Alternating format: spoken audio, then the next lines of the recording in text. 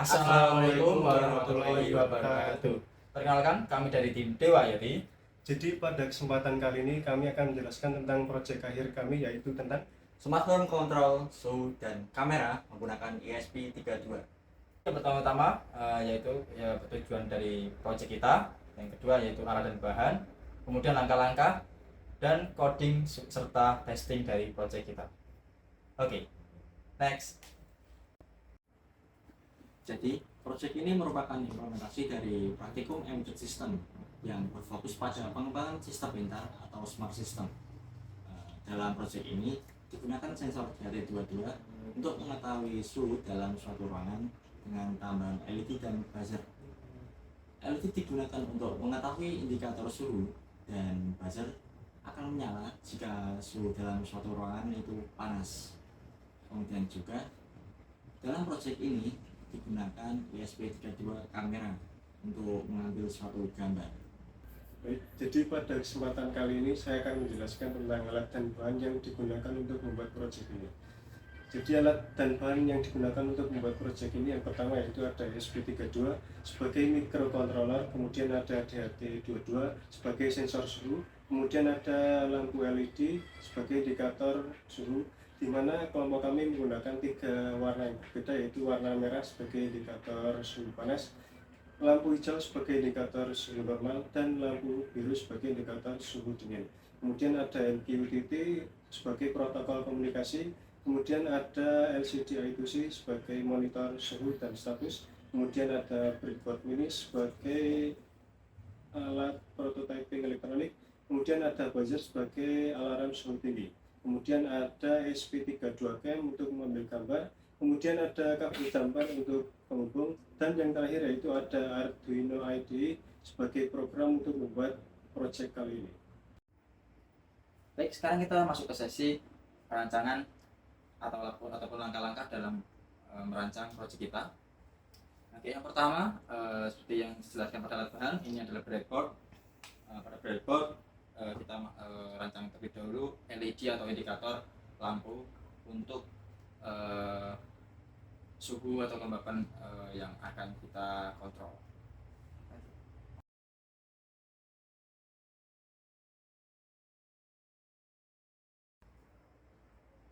Baik, kira-kira jadinya seperti ini ya. Untuk kaki yang pendek masuk ke lubang minus pada breadboard, dan kaki yang panjang masuk ke sebelah breadboard yang dalam. Oke, tahap selanjutnya adalah kita pasang DHT kita serta buzzer kita.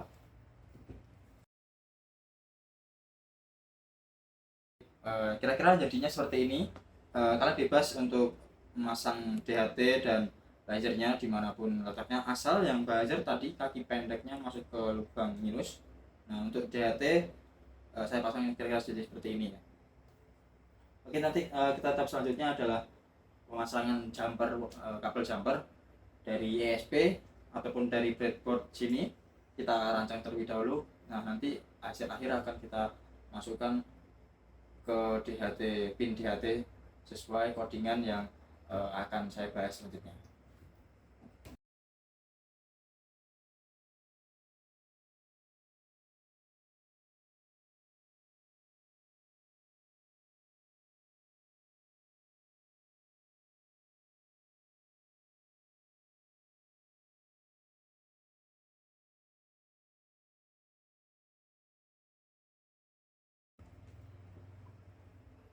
Jadi baik, kira-kira hasil sementara jadi seperti ini ya. Jadi untuk lampu indikator tadi, untuk yang kaki panjang diluruskan. Nah, sini ada kabel jumper warna merah yang nanti akan dimasukkan ke pin ESP. Nah, masing-masing diberi kabel jumper. Nah, untuk DHT, untuk yang tanda plus itu adalah kutub positif. Di sini saya tandai warna merah. Nah, di sini nanti dihubungin ke bagian breadboard yang plus, dan yang minus itu saya beri kabel jumper warna hitam. Di sini akan saya hubungkan ke bagian breadboardnya, itu tandanya minus. Kemudian yang tengah ini adalah untuk kendali. Ini nanti akan dimasukkan ke pin ESP32 nya. Kemudian sini ada buzzer. Sini saya udah ada kabel jumper yang nanti akan dimasukkan ke pin ESP-nya juga. Sini ada kabel hitam dan merah yang akan dihubungkan ke ESP bagian ground, dan juga yang ini akan saya masukkan ke pin 3 volt. Kemudian yang sini juga ada sama. Sini udah saya hubungkan ke LCD, liquid crystal I2C. Nah, nanti yang bagian ground dan VCC. Nah, untuk ground sendiri ini sudah saya tancap di bagian minus, tapi berseberangan dengan yang bagian LED, DHT dan buzzer, dan bagian VCC nanti akan saya hubungkan ke bagian pin pada bagian ESP32.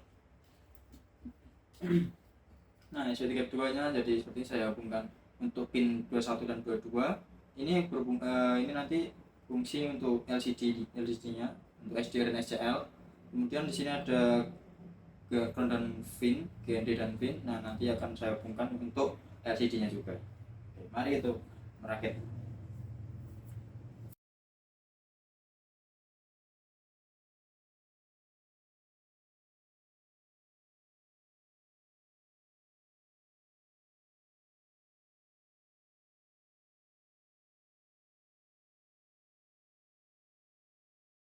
Baik, rangkaiannya sudah selesai.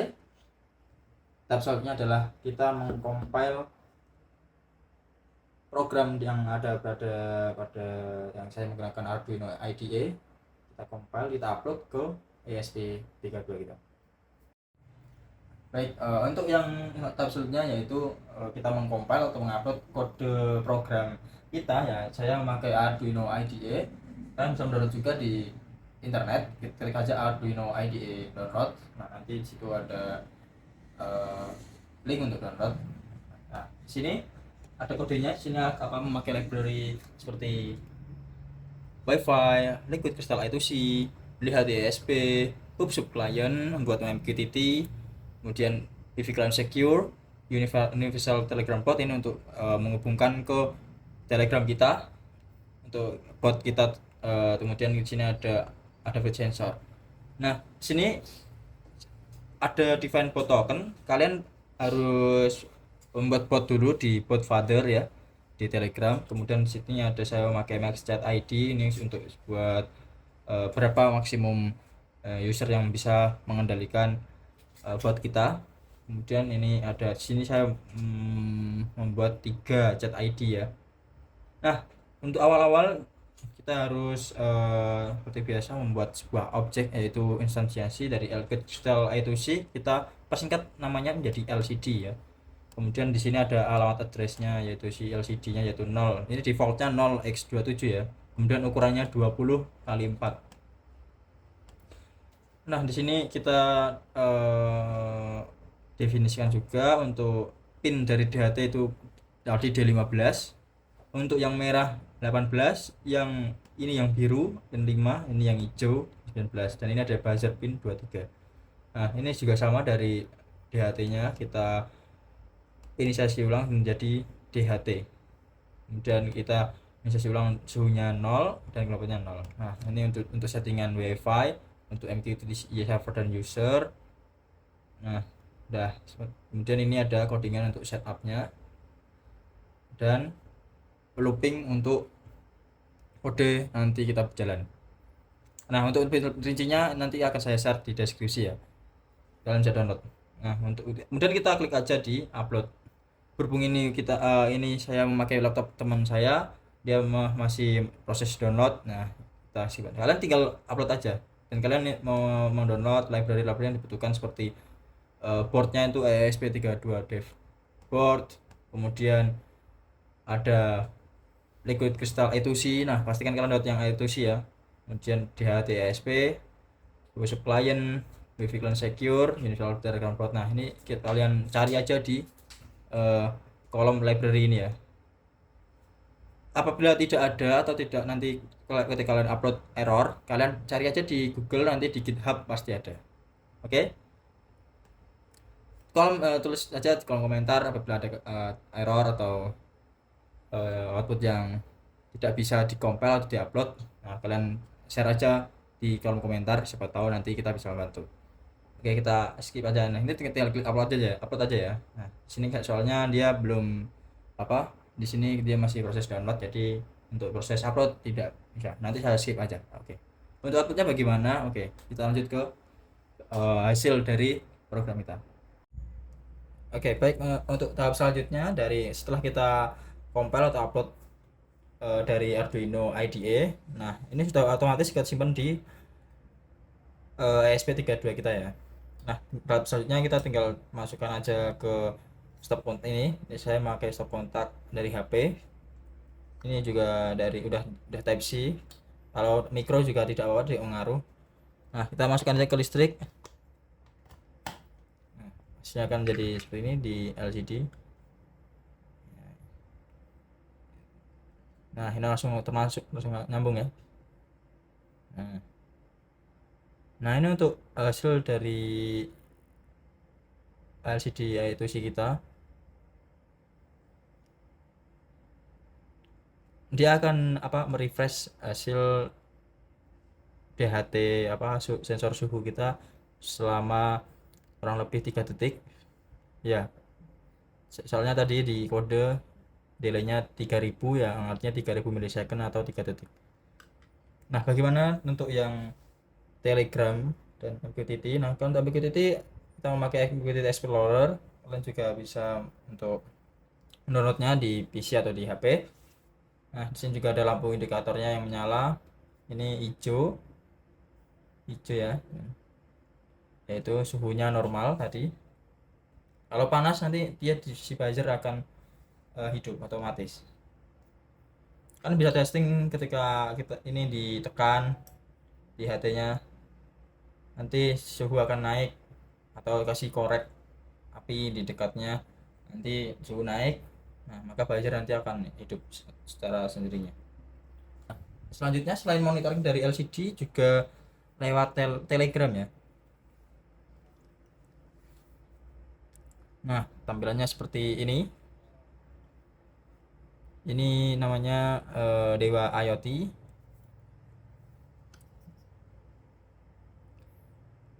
Nah, sekarang start dulu.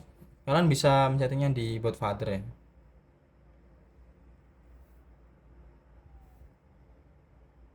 Nah, ini udah langsung otomatis ya. Selamat datang.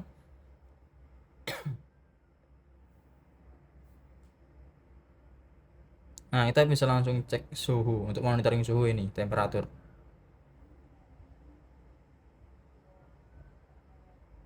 Nah, satu suhu 31 derajat seperti yang di sini.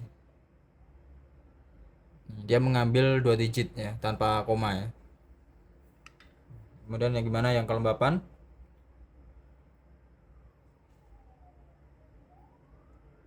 Nah, seperti ini. Gimana teman-teman?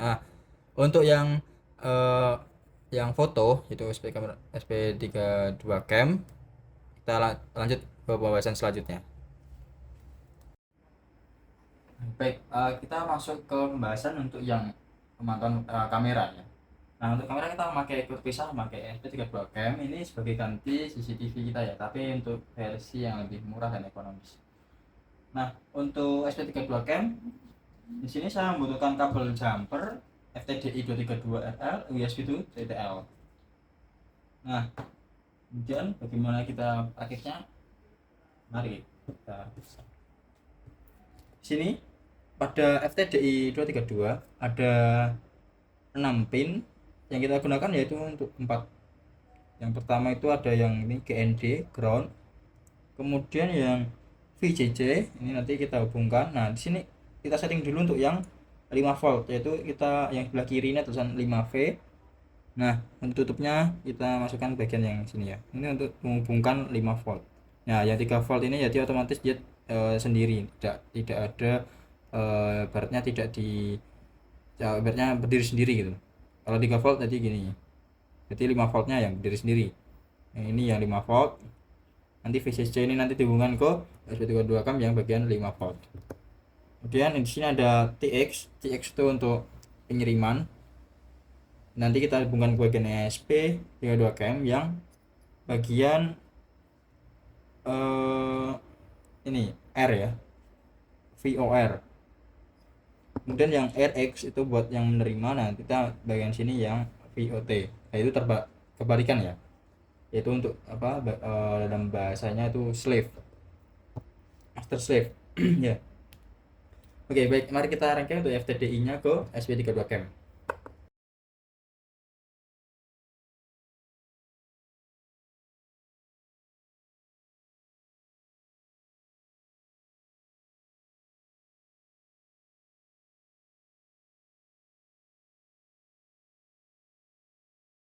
Nah, seperti ini dulu.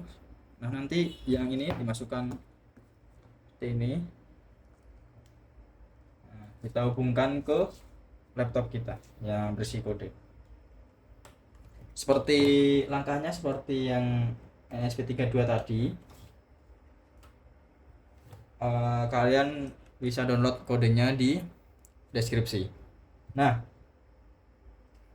akan juga sama library apa yang dibutuhkan, dan juga nanti kalian tinggal upload aja. Oke, setelah selesai upload, nanti bagian sini GND dan IO 0-nya ya kan, sini. Nah, nanti kalian copot aja. Nah, yang GND kita ganti dengan kabel jumper warna putih. Nah, selesai. Di sini masukkan ke breadboard tadi.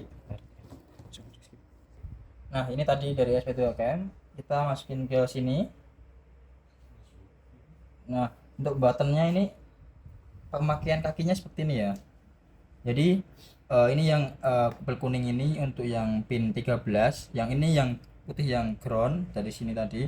Nah, masukinnya seperti ini. Nah, jadi memakai salah satu kaki, kan ada 4 kaki. Nah, makanya yang berseberangan seperti ini. Nah, setelah selesai ini tinggal dimasukkan aja. Nah, saran saya jangan memakai inputan yang dari ESP32 karena nanti bisa rawan berasap atau berlebihan daya. Jadi di sini nanti bisa error, bisa rusak ESP32-nya. Maka kabel USB ini kalian bisa memakai ini ya dong, ini adapter lain.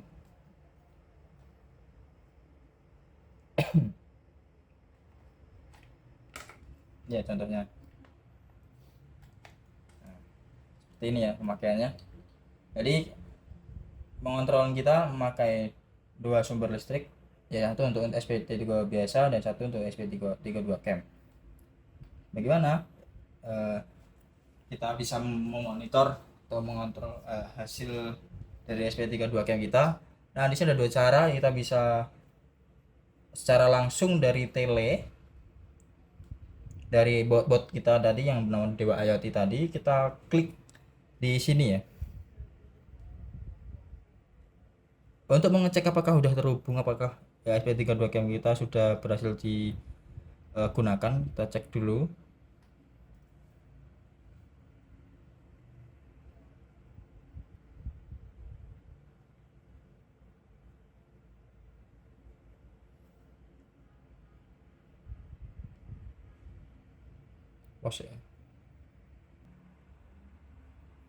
Nah, hasilnya untuk memonitor hasil dari SP32 Camp kita bisa ini ya, ada fungsi saya membuat komen di bot father nih seperti ini, mod foto. Nanti si SP32 Camp akan memotret apa yang di depannya.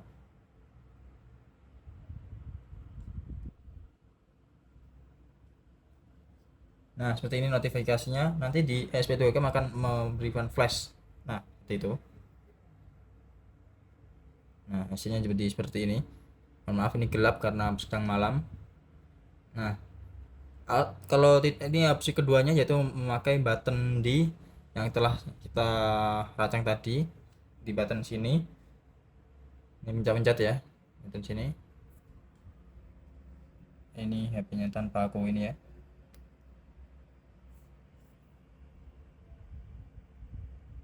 Nah, foto sedang dikirim, kameranya akan hidup. Nah,